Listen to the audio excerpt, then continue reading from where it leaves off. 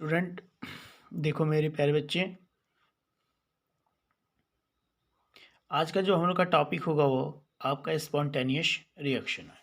ठीक है, ओवरऑल हम लोग डिस्कस तो कर लिए, थोड़ा सा इसमें डिटेल्स में जानने हैं कि स्पॉन्टेनियस रिएक्शन क्या है। ऐसे भी जानते हैं आप लोग कि ऐसे रिएक्शन जो हमारे इन्वायरमेंट में अपने आप हो रही है। ठीक है, इसको कंप्लीटेशन के लिए कोई भी हमें एक्सटर्नल सोर्स की नीड नहीं पड़ती है। कंफर्म। तो ये तो स्पॉन्टेनियस रिएक्शन के बाद, यानी स्पॉन्टेनियस रिएक्शन जो होता है किसकी वजह से होता है बच्चे? तो पहला पॉइंट कि ये किसकी वजह से हो रहा है? एंथैल्पी चेंज की वजह से। किसकी वजह से हो रहा है बच्चे? एंथैल्पी चेंज की वजह से। ठीक है, एंथैल्पी चेंज यानी दैट मीन्स कि एंथैल्पी चेंज यानी डेल्टा एच कैसा है? निगेटिव। यानी आपका जो रिएक्टेंट है वो किस में कन्वर्ट हो रहा है बच्चे? प्रोडक्ट में। और उस कंडीशन में डेल्टा एच की वैल्यू जो होगी वह क्या होगी? निगेटिव होगी। ठीक है, और निगेटिव होने का मीनिंग यहाँ ये है कि रिएक्शन कैसा होगा बच्चे? तो एक्सोथर्मिक होगा। कैसा होगा बच्चे रिएक्शन? एक्सोथर्मिक रिएक्शन होगा। ठीक है, यानी आपका जो स्पॉन्टेनियस रिएक्शन है वह हो रहा है किसकी वजह से बच्चे? एंथैल्पी चेंज की वजह से। ठीक है, और एंथैल्पी चेंज में हम लोग ये देखते हैं कि डेल्टा एच की वैल्यू कैसी है? निगेटिव है। यानी रिएक्टेंट प्रोडक्ट में कन्वर्ट हो रहा है। ठीक है, जब रिएक्टेंट प्रोडक्ट में कन्वर्ट हो रहा है तो इसका मीनिंग यहाँ पे ये है बच्चे कि डेल्टा एच क्या है? निगेटिव है।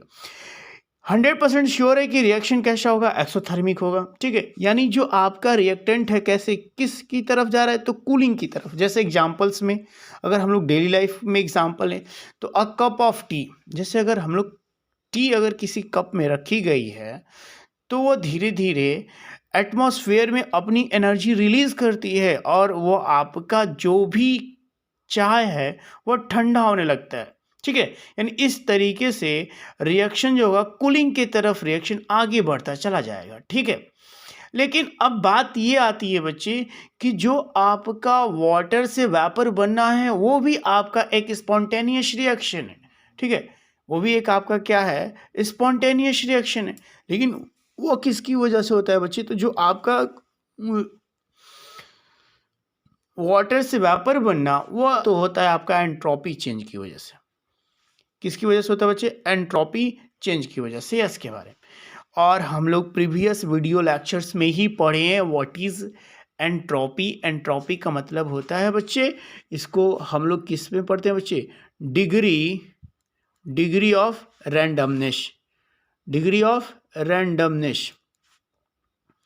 Degree of randomness.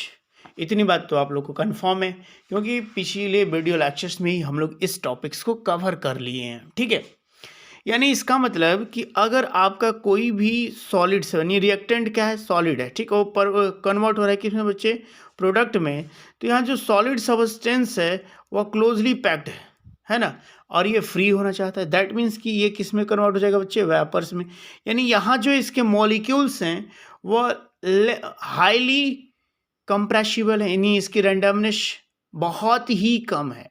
यहाँ अगर वेपर्स में होंगे तो इसकी रैंडमनेस हाई है। ठीक है, यहाँ एक पॉइंट आएगा एंट्रोपी। जब भी हम लोग एंट्रोपी लेंगे क्या लेंगे बच्चे? पॉजिटिव लेंगे। ठीक है, इसके बारे में हम लोग पिछले वीडियोस लेक्चर्स में पढ़ चुके हैं बच्चे कि जब डेल्टा यस अगर आपका पॉजिटिव है तो 100% श्योर है कि रिएक्शन आपका स्पॉन्टेनियस होगा। अगर डेल्टा एस निगेटिव है तो आपका रिएक्शन नॉन स्पॉन्टेनियस होगा। हम लोग बात कर रहे हैं किसकी? स्पॉन्टेनियस रिएक्शन की। स्पॉन्टेनियस रिएक्शन होता क्या है बच्चे? तो ये दो तरह से हो सकता है, यानी आपका रिएक्शन कूलिंग की तरफ जा सकता है और दैट यानी वाटर का इवापोरेशन, वो भी आपका एक स्पॉन्टेनियस रिएक्शन है। लेकिन वो किसकी वजह से होता है? तो एंट्रोपी की वजह से होता है। ठीक है, एंट्रोपी चेंज, तो इसको हम लोग बोलते हैं डिग्री ऑफ रैंडमनेस। ठीक है, ये पूरी इतनी कंफर्म है। आई होप ये बात आप लोगों को कंफर्म भी होगी बच्चे। अरे पढ़ें जिसको हम लोग बोलते हैं बच्चे गिब्स एनर्जी। ठीक है, एंड गिब्स एनर्जी या फिर इस change in Gibbs energy. Change in Gibbs energy. ठीक है, एनर्जी गिब्स एनर्जी या चेंज इन गिब्स एनर्जी के बारे में डिस्कस करना है। ठीक है, आगे आते हैं बच्चे। गिब्स एनर्जी होती क्या है? देखो बच्चे, जो हम लोग टोटल एनर्जी कंज्यूम करते हैं तो उसका हम लोग 100% एनर्जी का यूज़ वर्क में नहीं करते हैं।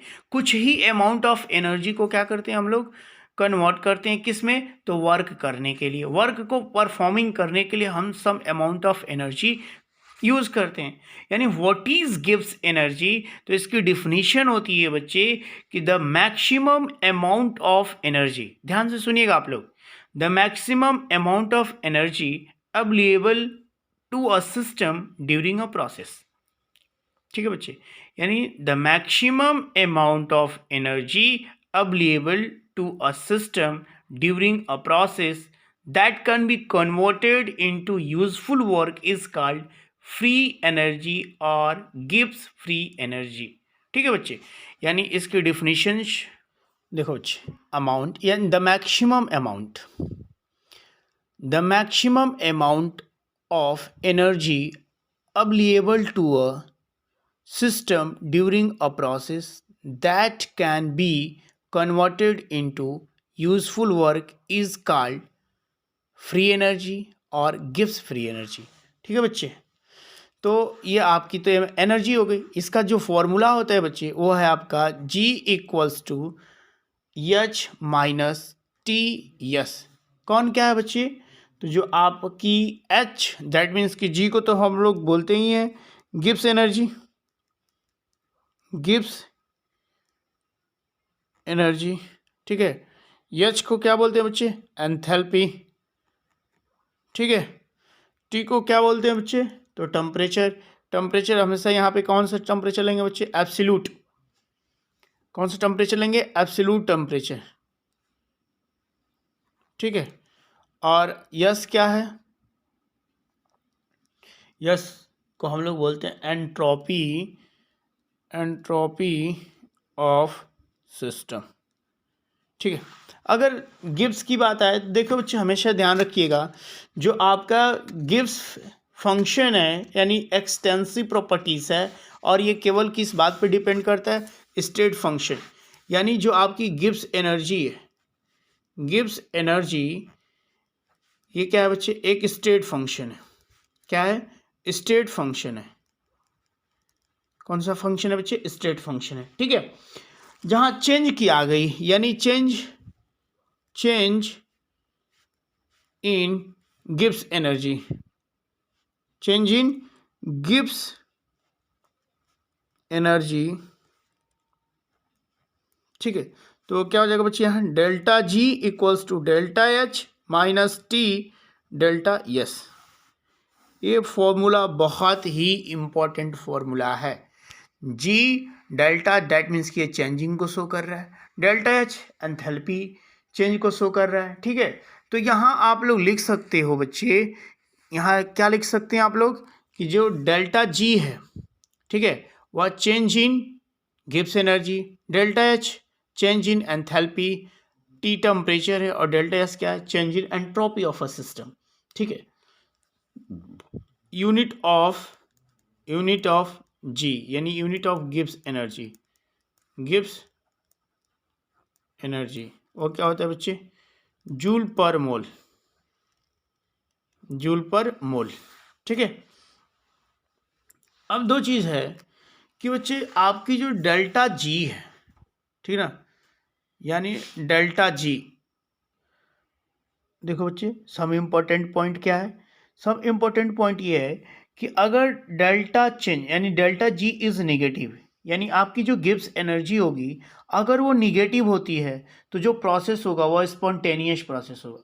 ठीक है, यानी इस कंडीशन में आपका जो भी रिएक्शन होगा without external source of energy से हो जाएगा। ठीक है, अगर डेल्टा जी पॉजिटिव होता है तो उस समय आपका प्रोसेस नॉन स्पॉन्टेनियस होगा। नॉन स्पॉन्टेनियस दैट मीन्स कि आपको इस रिएक्शन को कंप्लीटेशन के लिए हमें एक्सटर्नल सोर्स की नीड पड़ेगी।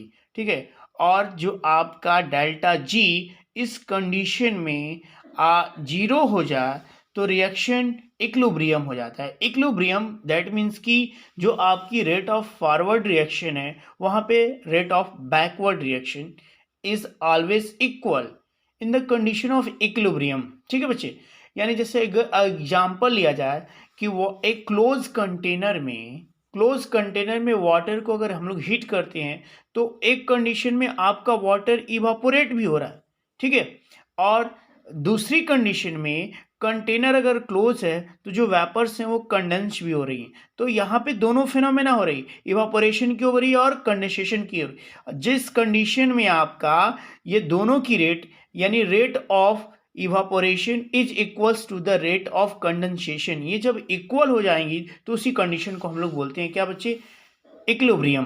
क्या बोलेंगे उस कंडीशन को, इक्विलिब्रियम।